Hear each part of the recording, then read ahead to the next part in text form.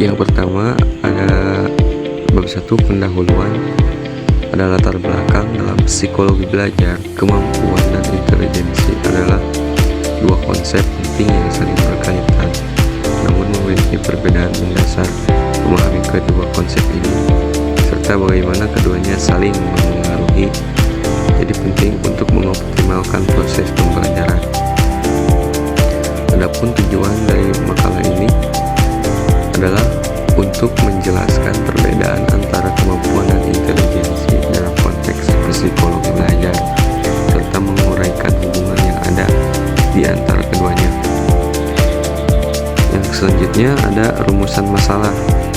Ya, jadi yang pertama ada bagaimana kemampuan dan intelijensi didefinisikan secara konseptual dan apa perbedaan mendasar antara keduanya. Dan yang selanjutnya ada bagaimana intelijensi memengaruhi proses pengembangan kemampuan seseorang dalam konteks belajar dan pengalaman. Yang selanjutnya bagaimana kemampuan yang dikembangkan melalui latihan dan pengalaman dapat mempengaruhi dan meningkatkan intelijensi seseorang. Dan yang terakhir, dalam konteks belajar, bagaimana peran intelijensi dan kemampuan dalam mencapai prestasi belajar yang optimal. Baik, yang pertama adalah pengertian kemampuan. Kemampuan artinya kesanggupan kita untuk melakukan sesuatu. Contohnya, ada yang punya kemampuan berhitung cepat, ada yang pandai berbicara di depan umum, atau menggambar dengan bagus.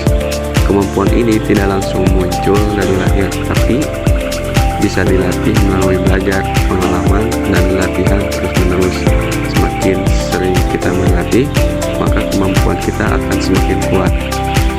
Yang selanjutnya ada pengertian intelijensi. Kalau intelijensi ini lebih ke cara kita berpikir dan memecahkan masalah. Misalnya ketika kita diberi soal baru, orang yang punya intelijensi tinggi itu akan lebih cepat paham dan bisa menemukan solusi dengan tepat.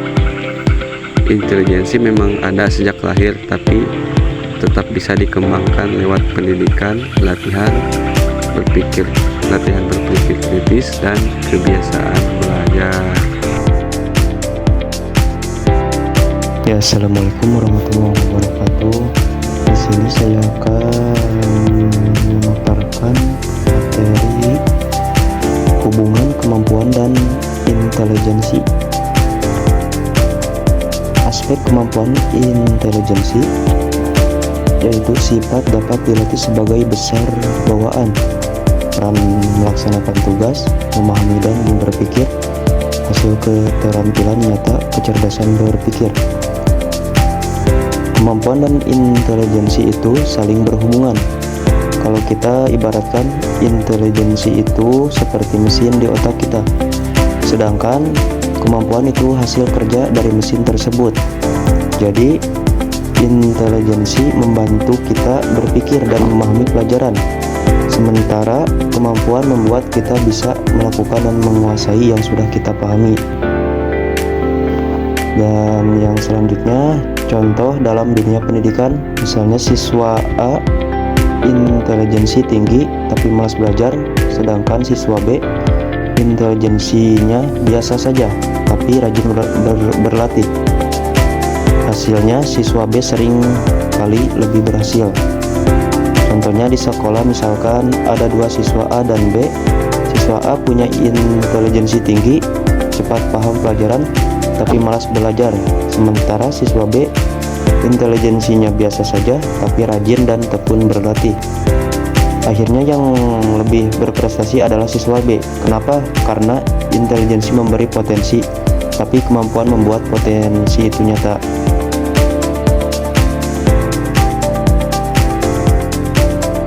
Untuk kesimpulannya, yaitu kemampuan dan intelijensi merupakan dua konsep yang sangat penting dalam psikologi belajar. Keduanya saling berkaitan tetapi memiliki perbedaan mendasar. Intelijensi adalah potensi dasar yang sebagian besar bersifat bawaan, untuk berpikir, memahami, dan memecahkan masalah. Sementara itu, kemampuan adalah keterampilan nyata seseorang dalam melaksanakan tugas yang lebih banyak dipengaruhi oleh latihan, pengalaman, dan pembelajaran. Intelijensi menjadi dasar bagi perkembangan kemampuan. Namun, tanpa usaha dan latihan, intelijensi tidak akan berkembang secara optimal. Sebaliknya, seseorang yang memiliki intelijensi biasa saja, namun tekun belajar dapat memiliki kemampuan yang lebih baik dan meraih prestasi tinggi. Dengan demikian, keberhasilan belajar tidak hanya ditentukan oleh intelijensi, tetapi juga oleh pengembangan kemampuan melalui kerja keras, motivasi, dan pengalaman berkelanjutan.